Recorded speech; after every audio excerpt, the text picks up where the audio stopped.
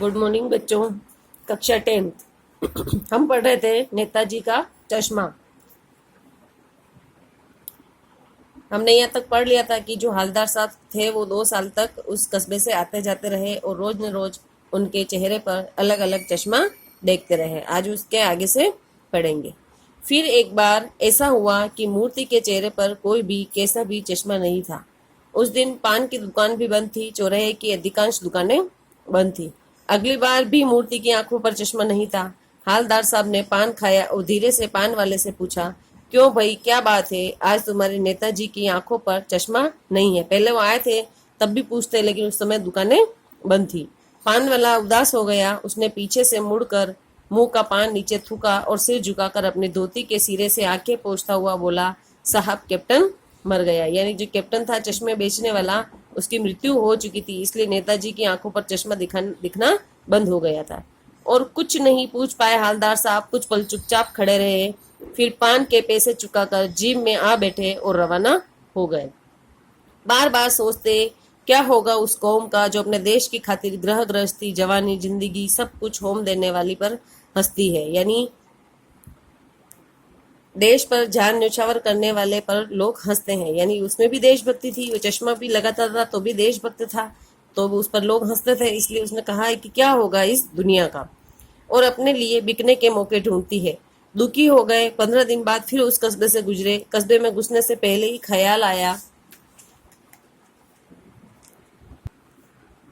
कि कस्बे की हृदय स्थली में सुभाष की प्रतिमा अवश्य प्रतिष्ठापित होगी, लेकिन सुभाष की आंखों पर चश्मा नहीं होगा।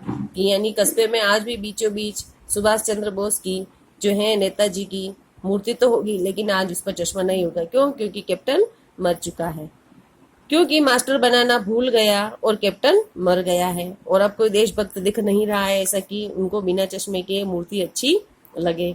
सोचा आज वहां रुकेंगे नहीं, पान भी नहीं खाएंगे, मूर्ति की तरफ देखेंगे भी नहीं, सीधे निकल कर चले जाएंगे। उन्हें बड़ा दुख होता था ये देखकर, क्योंकि उनकी आदत पड़ गई थी 2 साल से वही चीज देखने की। तो उन्होंने कहा अब मैं वहां रुकूंगा भी नहीं, न पान खाऊंगा न मूर्ति की तरफ देखूंगा, सीधे निकल जाऊंगा। ड्राइवर से कह दिया चौराहे पर रुकना नहीं, आज बहुत काम है, पान आगे कहीं खा लेंगे। लेकिन आदत से मजबूर आंखें चौराहे आते ही मूर्ति की तरफ उठ गई। अब 2 साल से जो इंसान रोज रोज उस मूर्ति की तरफ देख रहा है, क्या वो अचानक ही अपनी आंखें फेर लेगा? उस कहने पर भी उनकी जो आंखें थी वो अपने आप उस मूर्ति की तरफ चली गई। कुछ ऐसा देख चीखे, रोको। उन्होंने कुछ ऐसा देखा कि जीप वाले को, क्योंकि उन्होंने मना कर दिया था कि वहां रोकना नहीं है, तो जीप भी स्पीड में ही थी और उन्होंने एकदम से चिल्लाया, रोको रोको। जीप स्पीड में थी, ड्राइवर ने जोर से ब्रेक मारे। रास्ते चलते लोग देखने लग गए। आवाज तेज आई ब्रेक की तो लोग देखने लग गए कि क्या हुआ है। जीप रुकते न रुकते हालदार साहब जीप से कूद कर तेज तेज कदमों से मूर्ति की तरफ लपके। जीप रुकी न रुकी चली रही थी धीरे धीरे, और वो अपने जीप से नीचे उतर गए और ठीक सामने जाकर अटेंशन में खड़े हो गए। मूर्ति के सामने जाके सावधान की स्थिति में खड़े हो गए। मूर्ति की आंखों पर सरकंडे से बना छोटा सा चश्मा रखा हुआ था, जैसा बच्चे बना लेते हैं। मैंने कहा था कि एक ऐसी लकड़ी आती है, आप अपने मम्मी पापा को पूछना, जिससे मुड्ढे बनते हैं। ऊपर से लकड़ी छील के निकल जाती है और बीच में जो है फोम जैसा होता है। तो उससे क्या पहले लकड़ी के चश्मे बनाते थे बच्चे खेलने के लिए। तो वो कह रहे एक बच्चे जैसे चश्मा बनाते हैं ना, उसे सरकंडे का चश्मा बना हुआ था और उस मूर्ति पर लगा हुआ था। हालदार साहब भावुक हैं, इतनी सी बात पर उनकी आंखें भर आई। वो खुश हो गए।